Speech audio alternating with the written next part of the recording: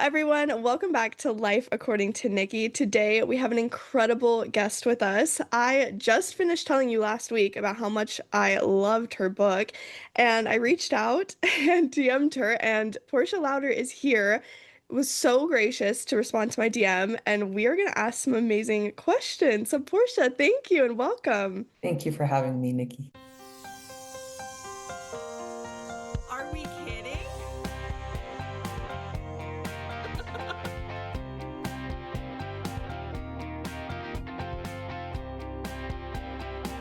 Oh my gosh, I love that. Can you give just a little bio of yourself for those who maybe aren't familiar and aren't as obsessed with you as I am? Because I have to say, I follow your Instagram. Every single time one of your videos pops up, I am watching every second of that. Like, I'll pause my day. I'm like, ooh, what she got to say? I feel like I've learned so much from you. So, for those that aren't like me, can you tell us a little bit about yourself? Yes, well, thank you. It's interesting because my bio could sound really terrible, but it's in overcoming some of the hard things that I've been through that has brought about the most purpose in my life. So, a bio on me would be that I was a young single mother. I placed a child for adoption and I struggled with addiction. Got sober, got married, and started to build kind of a new life, started my own company, was pretty successful with that and very busy. And then I relapsed and started to struggle again with my addiction, got involved in some illegal real estate deals, and ended up going to federal prison. And I spent 5 years away from my family, which was devastating and life-changing and gave me a completely different view of the world. So when I went to prison, I was 43 years old. When I left prison, I was 49. And so when you think about like starting your life all over when you're almost 50 years old, it can be pretty intimidating. Like, what comes Yeah. next for me, right? Like, life as I've known it will never be the same. And I think it was in embracing the unknown and just really focusing on my character. Like, how can I rebuild myself and be someone that my children can be proud of and be somebody that I can be proud of? Like, I can look in the mirror and feel good about myself. And I did that in, it was a process. It took Yeah. time, through my faith, through service, and really finding out who I am that's much deeper than roles. Like, I kind of had to accept at a certain point that, maybe being a photographer or even being a mother or a wife, like I had to be deeper than all of that because I was without those things for such a period of time. Yeah. And that's what I would want your listeners to know. Like, we on some fundamental level are so incredibly valuable, and our ability to transform is greater than anything that we go through on this earth. Like, no matter where you are in the process, and the difficult things that we go through actually give us the opportunity to become maybe who we're born to be. And so my who I am now, I'm an author and a speaker, and I'm a recovery coach, and I work with people that struggle with addiction and people who are leaving prison.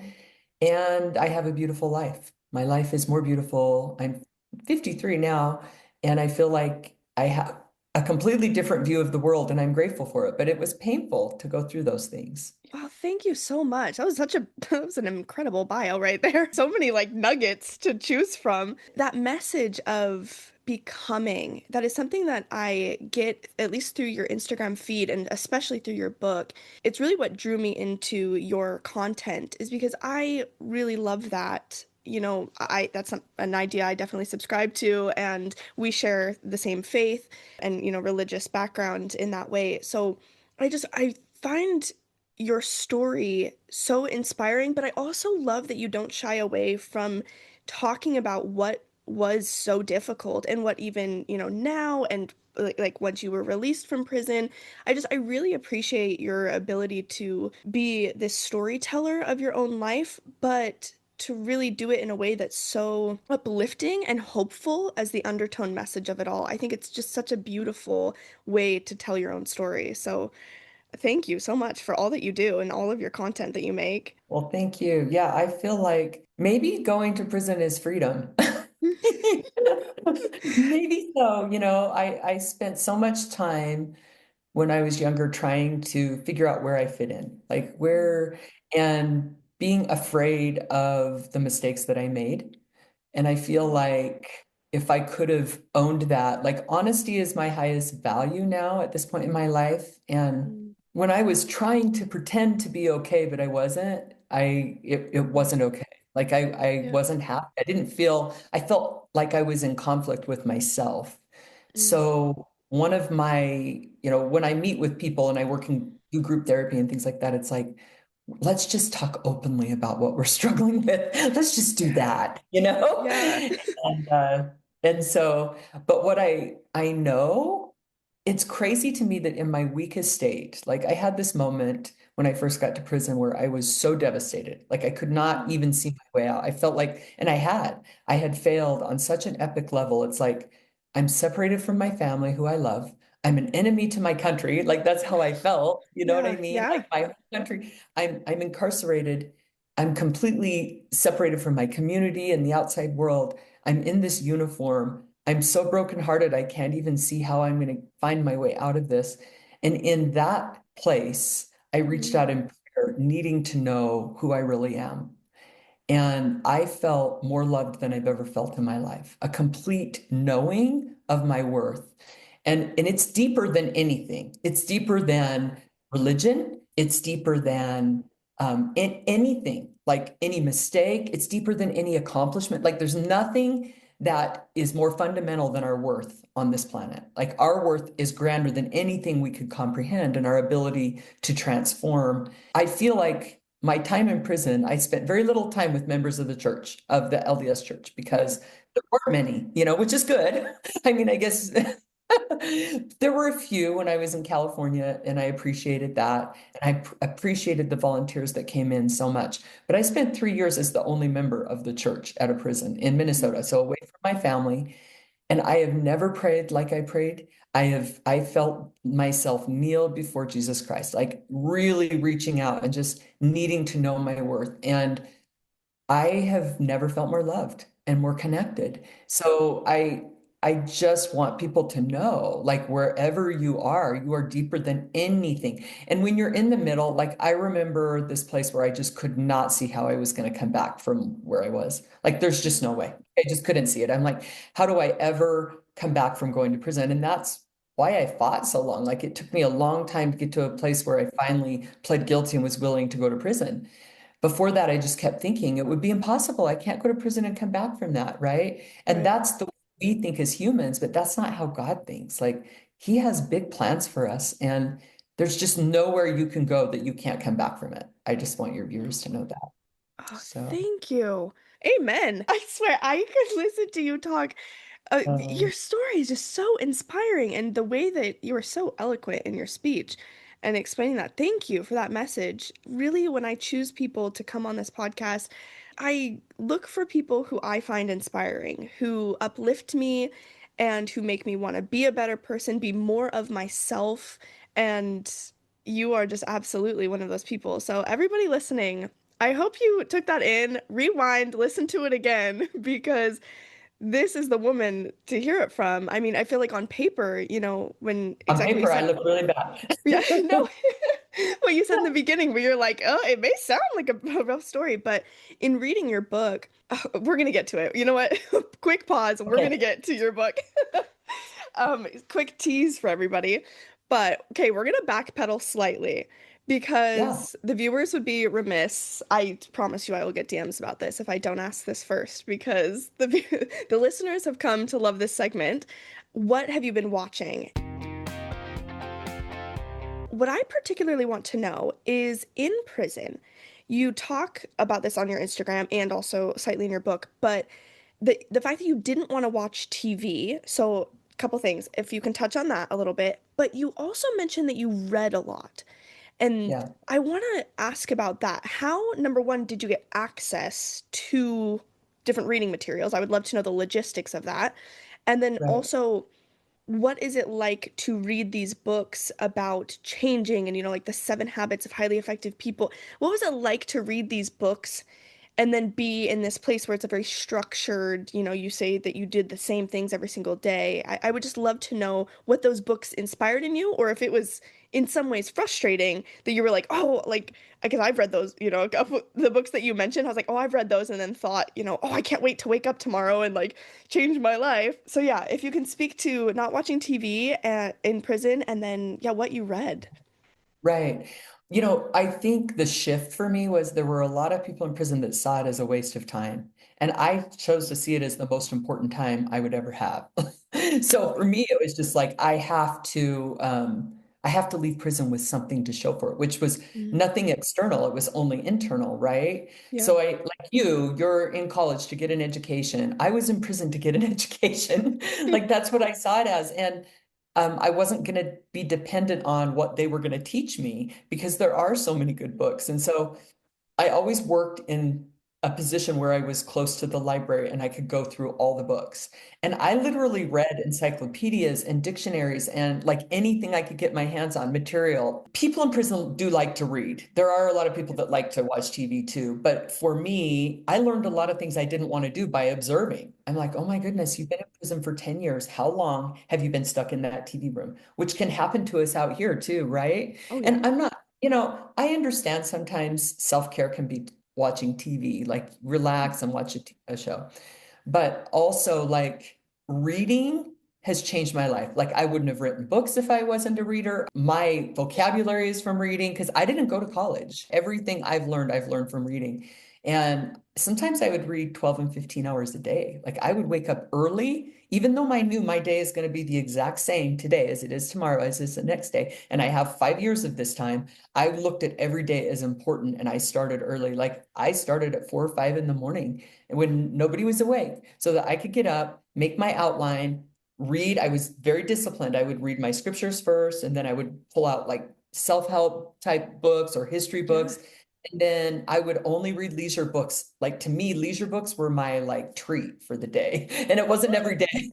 And I was very picky about what I would read because what you put into your mind and into your soul is a big deal. Like there are TV shows now, and including my teenage and my adult kids that I'll watch, and I'm like, oh, you're gonna get dumber watching that show by the minute. Like there's just so much nonsense out there, you know what I mean? Yes. So I'd rather go sit outside under a tree and meditate than I would watch some nonsense on TV. But I get that it kind of sucks you in. I just if you want something to show for it, there's a couple of things that you can do every day that will change your life. Like one of them is if you can read for 30 minutes a day, and if you could walk Mm. for 30 minutes a day. And if you can't do 30, do it for 10. And I did it for hours and hours. And it changed my life. I would not just read a book, but I would rewrite the whole book. Like I would take big Really? chunks. I read several books 5, 8 times. Like I really focused in on, and I don't do that now, just so you know, like I Yeah. don't, you know what I mean? I was much Right. more disciplined in prison. So you would think, well, I'm in prison, so because a lot of the girls did, like, I'm miserable, everything's been taken from me, so I'm just gonna have fun. But the way I saw it was this was the one chance in my life that I would have to really focus in on myself. Like Mm. this is my investment. Like it's my opportunity. And so I used it and I prepared. I prepared for what I didn't know. Like I didn't know who I was going to come home and be or what Mm. opportunities would open up for me. But I tell people all the time in prison or in a difficult situation, it's something that you have control over. It's in your circle of influence that you can Mm. use your time to prepare, even if you don't know what you're preparing for. If you become the best version of yourself, the opportunities will show up for you. Mm. So yeah, I read Man's Search for Meaning numerous times. In Mm. those situations, you would think that you can't, there's not a lot that you can do, but actually all the most important things you can do.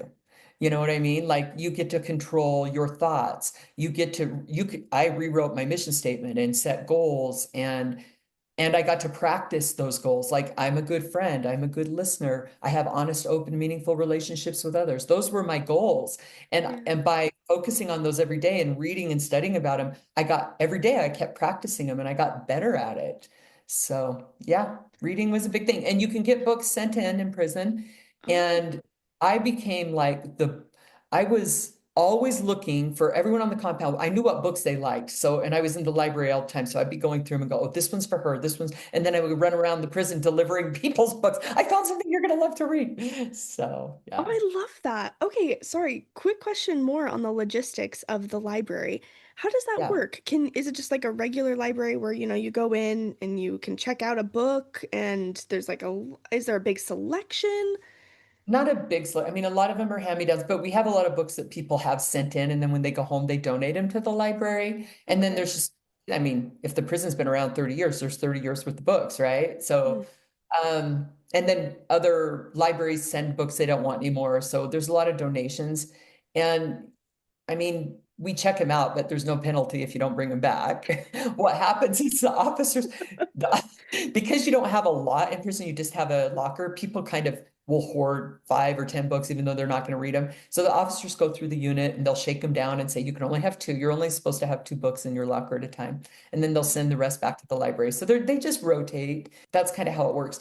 What people don't realize is that in federal prison and a lot of prisons, you're locked down for a period of time and then there's an open movement. So like every hour, there's 10 minutes where you can go to the library and then you could go back to the unit. Now, if you're at the library and it's going to take you longer than 10 minutes, then you're going to have to stay there for an hour until they open up things again and you can move back to the unit. So there's different buildings on a compound. There's like a library building, there's an education building, there's usually a chapel, and then there's your housing unit. There's like a plumbing department. It's like a whole little community in prison. All the Really? kitchen, jobs, everybody has jobs. And so you get up in the morning, everybody kind of goes to where they need to go and then they lock it down. And then they open it up every hour for 10 minutes so you can move and then they lock it down. So people would come to the library, spend an hour looking through books, and then they'd be there for an hour and then they'd go back to the unit, when they had the next 10-minute move. So, Oh, wow. See, I find the logistics, I mean, I love all your videos, but when you talk about the logistics, there's just some part of me that's like, wow, this is not what they show on TV. Like this right, is so right. fascinating to me. I'll have to do a video on Yes, I that. was just about to say it. Yeah, I'll watch it. Heard it here first, folks. Well, let's just jump right into some of my questions here. These first few have to do with your first book because you do have two books. Living Louder really is more of my prison experience. When I got home, my heart was so full, and I really felt like I didn't know where to turn. I was like, everybody, like you say, everyone makes prison look so crazy and bad. And Yeah. I'm thinking, but it's not. There were all these tender, amazing experiences, and I met these amazing women, and my heart was still, a piece of my heart was still there. So that's what drove me to write the book, was that I needed to share it. So I was actually working at a drug treatment center and I was working grave shifts and I started writing the book. And I would send it in. My readers were girls in prison. I would send it in to my friends in prison and they would read it and go, we love it. We love it. Give me feedback, guys. Yeah. They were my readers. And when I published it and sent it in to my friends in prison, they were just like, it's our story. It was kind of for my people that I left behind. And that book, I think, does a good job of kind of introducing you to this different version of prison, what my experience was in these women.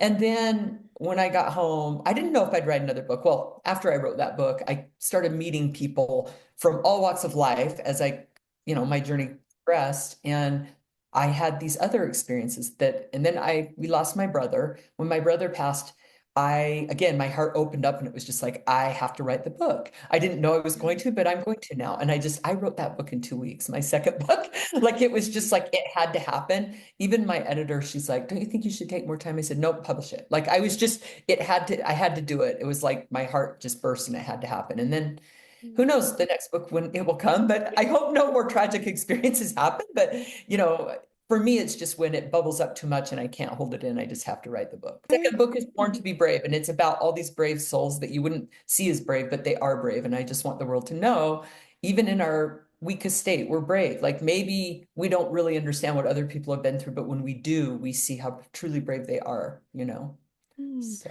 Oh, yeah. I'm so excited to read your second book because I think when I DM'd you, because I've been a big fan of your Instagram now for quite a while, and I finally had my Audible credit. I was like, oh, I know what book I'm adding next. And I read your Oh, book last week, and it was when I finished that I thought, oh my goodness, okay, I'm gonna have to read her second book. So I'm very excited to read your next one. yeah. How soon?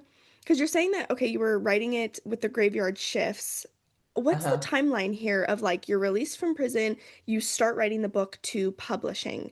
Yeah, so my first book I wrote, I've been home from prison for a year, and everybody told me you have to write a book, and I was like, that is very intimidating. Like, I Mm, don't know how to write a book. Again, I'm a reader, I'm not college educated. Like, I literally was 17, dropped out of high school and got a GED. Like, my life was started very young with having kids. And yeah. so, but I've always been a reader.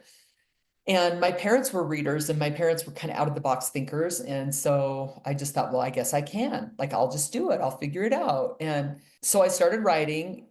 The girls, again, I'm working these graveyard shifts, so I have a lot of time at night.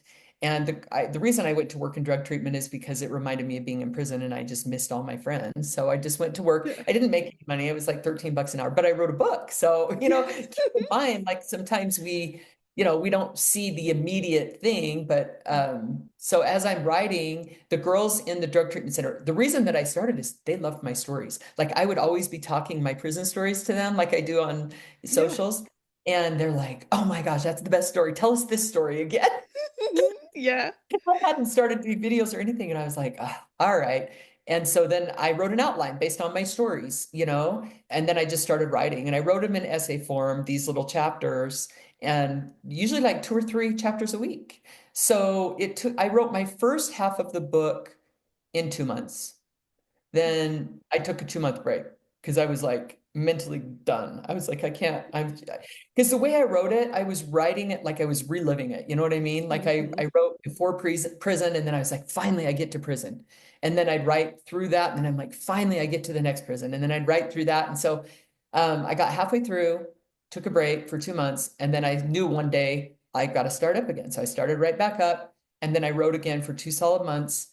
And so I wrote the whole thing. I mean, it took me 6 months to get it written and then 6 months to get it edited. So it was really from start to finish a year of that I got it published. And the process for me was I looked at traditional publishing, self-publishing. I wanted control because I Yeah. knew I wanted to put it in prisons. I wanted to be able to speak about my experiences. And if I signed up with a publishing house, which there were a few that I looked at, is like, well, they basically take ownership of the book and they give you a small fee. And Yeah. for me, I was like, yeah, but I want to do what I want with my book. And it's kind of been my path. I just like to do what I want to do. So I'm like, I'm going to just keep the rights to it. I'll self-publish.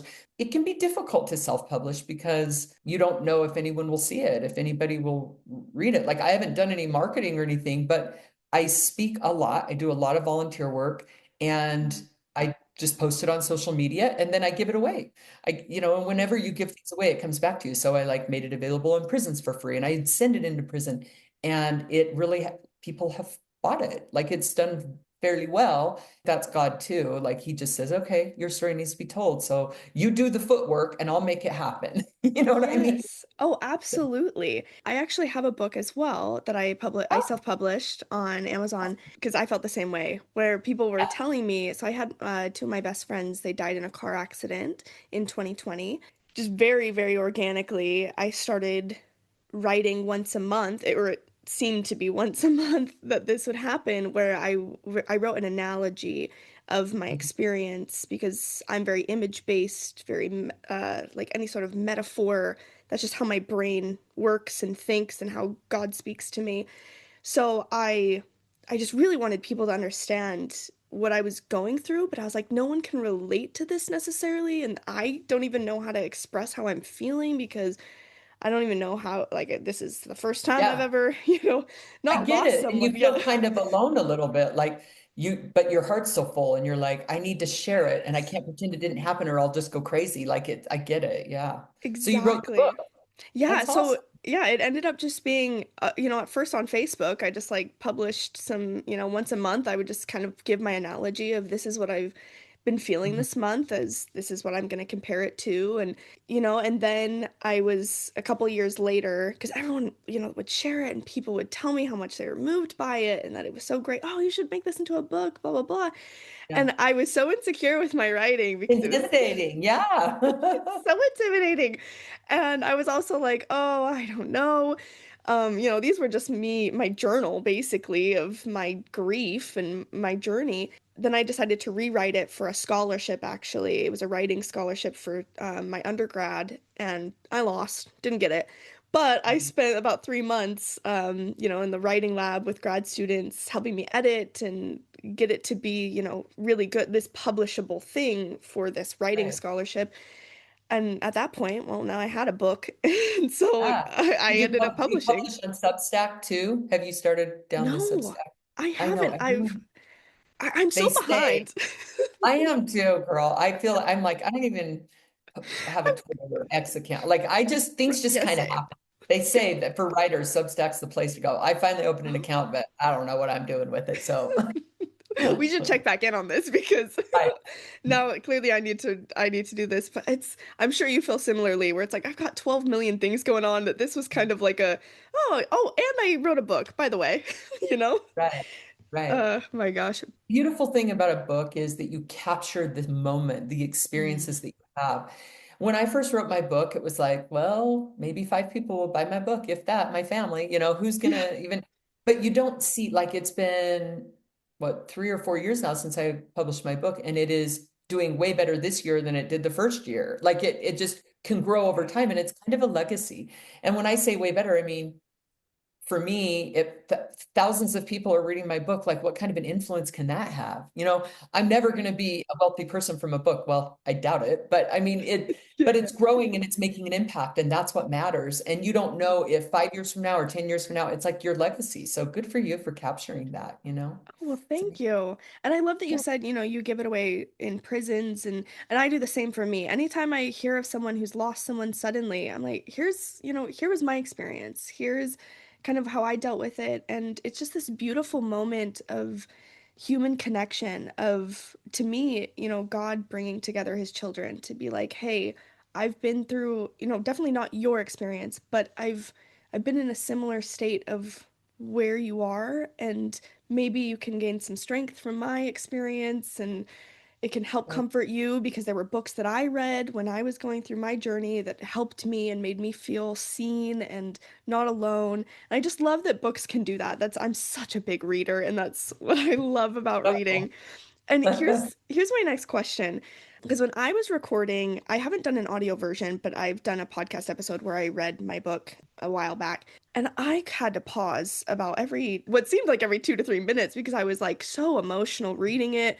And, I needed it to be clear with the audio. When I was listening to your book, because I'm an audio intaker of my books, the raw emotion that I heard in your voice. I mean, your diction, everything was very clear. It's not like I heard you, choking up or anything, but especially when you were talking about your kids, there was one chapter in particular where you were talking about your daughter Yeah. and just the struggle that she was clearly going through, and you really wanted to be there and help her, and you didn't feel like you knew how.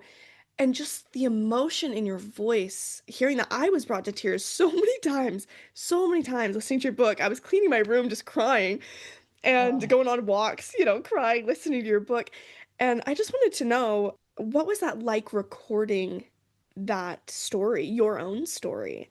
It was really emotional. Both of my books I was very emotional because it's just so deep in me, Yeah. right? These contraries can exist. You can have absolute pain and absolute love and just total heartbreak and total restoration all in one. And I feel like when we are willing to open ourselves up to all of it, it's very real, and our ability to connect to others becomes deeper. And that was important to me. Like, I wanted to be able to connect with my audience. I wanted people to know, because these experiences changed me. They changed everything about me, and God gave them to me for a reason. And so I didn't hold back on that. Like, I was just very real with what I felt when I was going through it. And I had a guy that does this professionally, and I said, I just need you to leave the room, and I will do this myself Yeah. because I'm gonna connect to my people out there. And so it was a very emotional experience for me to read it To write it was emotional, to read it, not so much anymore because I haven't read the book for a long time. I don't know, kind of like I read it so many times and went through it so much that Hmm. I'm done now. Yeah, I'm the, But yep. yeah, you get I it. completely get it. Yeah, I'm like, I can tell this story, no problem, straight face. I can laugh when I tell it Yeah, now. yeah, I've done it enough Yeah. now. I do it all the Yeah. time. Yeah, that really it resonated, what you just said, where you were talking to your people, and I felt that. I really, really did, truly. And I don't always feel that, even when I'm reading someone's personal story in their own voice. Which Mhm. that's one of my favorite genres. I love an autobiography, especially an inspiring story, but they don't all resonate in that way with me. Where I'm like, oh wow, that was an interesting story, and like that was a cool thing. But yours, I just felt your heart in everything that you said. And I also loved when the chapter about the hula hooping. Oh yeah. I loved that chapter. Can you just, to our listeners that haven't read your book yet, can you talk Yeah, about that a little bit? And I love at the end how you said, not quite sure what this story had to do with anything, but I I know, loved right? it. It's such an interesting thing to be in prison. Like there's 1,000 people on this compound, and that particular prison had the Battle of the Units. And I had been watching it for a couple of years, and I wasn't about to engage. Like, I already know, you guys, the way people compete in prison, they get serious. I mean, if a box of candy is the reward, they're going to fight to the death for it. Like, and it's just Yeah. so intimidating. And the only reason I agreed, I'm actually a really good hula hooper. I mean, I grew up in the country, so for hours we would just play and jump on trampolines and hula hoop.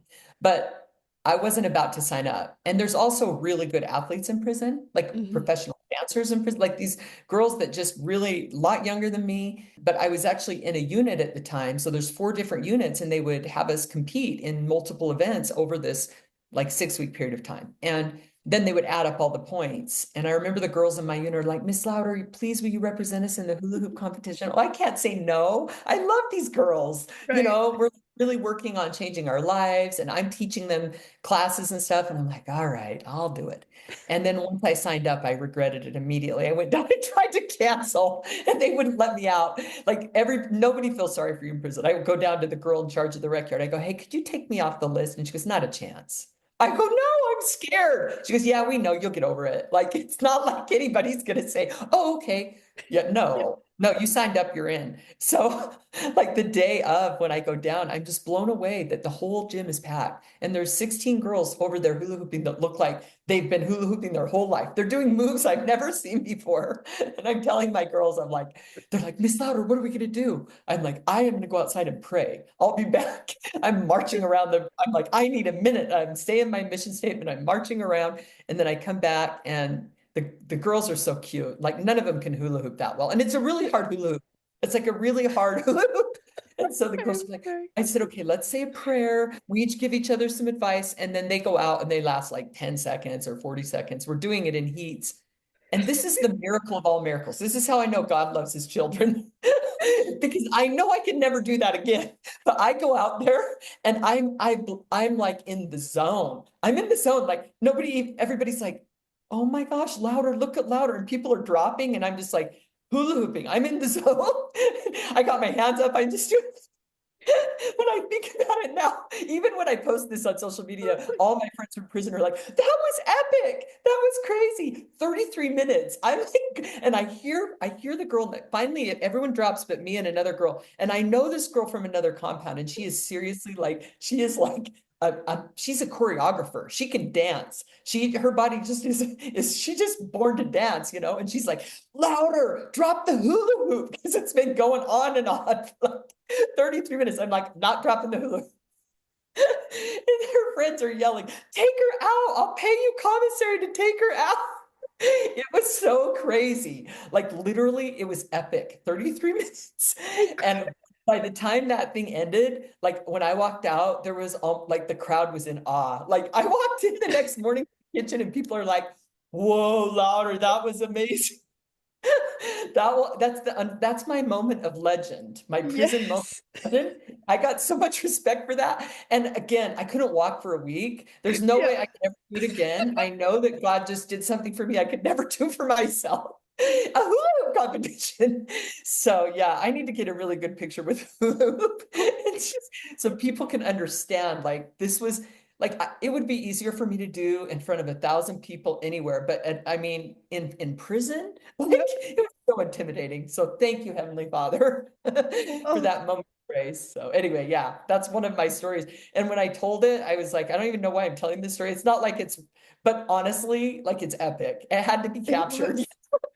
No, I'm so glad you added that story. I was cracking up at just like your telling of this story, the joy in your voice of just like reminiscing. But what really, when you said 33 minutes, my Yeah. jaw was on the ground. I thought tops like it was gonna be like 5 minutes. Oh, no, No, no, I no. thought it was this big epic story building to be like 5 minutes I lasted. No way. I was like more than a half an hour. And it That's was a it. hard, I don't think most people can, I mean, it was kind of a miracle. It Yeah. was. Well, oh my gosh. I was seriously, I was laughing so hard. You should have seen me. You should have seen me with my headphones and just like, this is the greatest thing. I'm so glad she included this in her book. I loved that you show, you talk about, like I've mentioned before, the hard parts, you growing and your relationship with your family and all of this can be read in your books. But I also love that you talked about, the fun things or the things that really united you together Right. and your relationships with these other women was really interesting and heart-wrenching to hear about and it changed my perspective. I feel like in a really big way when you would talk about these different women and what their crimes were and then their sentencing and my heart was aching for so Yeah. many of them. And you have this shirt that I love that you wear on some of your videos. All my role models went to prison, and then it's like Jesus, John, Peter, like, because I mean, we're in good company, right? Not that I'm like a prophet or I deserve any kind of recognition, but it's just a reminder that, like, I think the world says you go to prison and you're bad, but there was a lot of great people that spent time in prison, and there's a lot of great people that I met that were in prison. And honestly, like, if you were born to drug addicted parents and you lived on the street from the time you were a kid and everyone you knew went to prison, there's a pretty good shot you're going to end up in prison.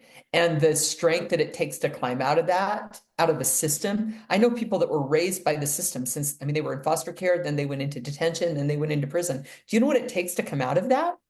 It takes a lot. And we should be honoring those people for their strength in overcoming. So that's why I wear the shirt.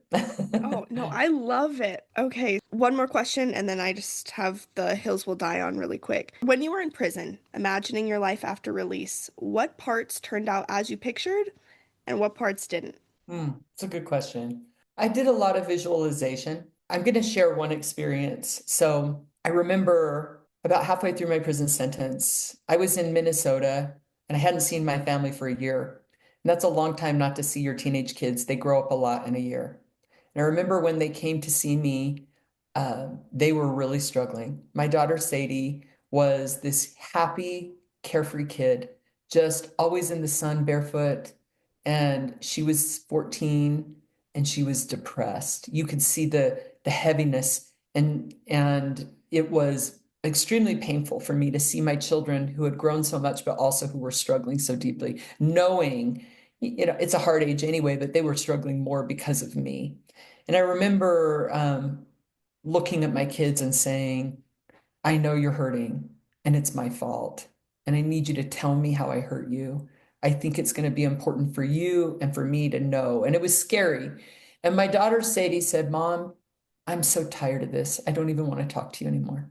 And there was this period of time where I remember going back to my bunk that night and I just laid in a ball. I just sobbed and I got on my knees and I begged God to take care of my daughter. And I started to imagine her someday happy again and joyful. That was a lot of my visualization was my family, that we were being restored, like that there was this moment. And I would envision her someday on a beach. I'd listen to music. I had this song that I would listen to, and I would imagine her beautiful soul and how happy she was. And I knew, as painful as it was to be where we were building something based on truth. The truth was that I had made these mistakes and we had to start there. And So I spent 5 years in prison. There were several years that she wouldn't open my letters, you know. When I came home, it still wasn't easy. I mean, she was 17 and she said, "You're not my mom. You didn't raise me, mom. Like I don't have to listen to you." Like it was very, right. And I had to keep showing up for her and showing up for her. And this last December, I got off probation, and my daughter, Shelby, my oldest daughter, said, "Let's go to Hawaii as a family." So many, like me showing up for my daughter, we've been building something new over this time. And I remember this moment in Hawaii when I was looking at all of my kids were sitting out on the beach, and my daughter Sadie was laughing and dancing with my grandkids. And it was the most beautiful thing because it was like everything I visualized was right there. And I just felt this grace of our Father in heaven. Like, thank you for giving me this. The work that I did brought this about. And I think that that's the hardest part for us when we're visualizing what our life will look like when we're in the thick of the hard. It's down there. It's not going to happen overnight. It's going to take time, but your future life is there. It's there in this moment as you envision it and as you plan and prepare. And I didn't know like what I would do for a career. I figured I'd probably do some speaking and some writing. I was blogging from prison, and I did a lot of speaking in prison, believe it or not. I I believe it. taught, yeah, I did. So it's like, well, this will probably be what I'll do, in some capacity. So that I did what I could where I was. I think that's important. Like when people say I want to be a speaker, well, go speak at a care center, go speak anywhere. Like do what you want to do right where you are, and then the next opportunity shows up. So that's one thing. But the visualization that I did on my children, those things are happening. And it's the most beautiful, gratifying experience of my life to witness. I mean, how grateful I am because I've experienced that pain to see the joy. Like today, I'll be hanging out with my little grandson, and I can't think of anything more amazing than that. So, yeah, the visualizing mattered, and it always does. And even when you're in your hardest place, find some music, lay there, and just imagine the life that you're going to have because it helps you get through where you are now to get to that point. Thank you. That is such beautiful advice to us here right now in our lives. And I love that you were able to have that moment. And I've seen she was on a recent podcast. Is that correct? Am I thinking of the correct daughter? That's Shelby. Yeah, Oh, Sadie's Shelby. not Okay. Sadie's not there yet, and that's okay, Yeah, right? Like yeah. that's her story. Each of my kids, it's their story. My son Jackson, I haven't posted yet. Shelby's is coming on today, but his will be coming, and I'm excited. He was really nervous. They're in their 20s, so it's Yeah. harder. Shelby's in her 30s, so it's a little easier. But Yeah. I'm so proud of my kids and where they're at, each one of them. So yeah. Yeah. Oh, I'm so excited to just ingest all of the content that the Louders have to Uh-huh. offer the world and the different perspectives on this story. It's just wonderful. My very last question for you is one that I ask all of my guests, and it is, what hill will you die on? I already knew that. I know exactly what the answer is, and Ooh, I've said it lots of times, and it may not make sense to anybody, but if you've been through the darkness that I've been through, it makes perfect sense. I will die sober no matter what. For me, because of my addiction and the struggles I've had with my addiction, I've said many times I'd rather die than relapse, and I absolutely would. I've had so much taken from me. I know who I am when I'm sober, but I struggled with an addiction to street drugs and then prescription drugs, and I have an addictive personality, and God has taken that from me. And so, like one half, like I had an injury on my leg recently. My whole hamstring was torn, not recently, a few years ago, was torn off. And my options were that I'll never run and I'll have surgery, but I'll be on pain pills for several months, or I won't, and I will never run again. Like I don't have a hamstring, I didn't have it reattached because I know this about myself. If I mhm, use one pill, it screws up my brain. So I will die sober, and the rest of it to me, I'm so excited to die anyway. Like when that day comes, like I'm looking forward to it. yeah, There's yeah, so much, it's the next big adventure. I'm here. There's still a lot of work for me to do, and I love my family, and I don't want my husband to have to live without me. He already had to do that, and I don't want to live without him. yeah. But for me, sobriety is my superpower, and I will fight it to the death. I will not ever use again. And Heavenly Father knows that about me, so please don't give me cancer. Like, take me out instantly because I don't. Yeah. I love the genuine connection. When you talk about that place where I'm able to connect with people very genuinely, I lose that when I use drugs. So Mm. that's my hill, sobriety. That's a fantastic one.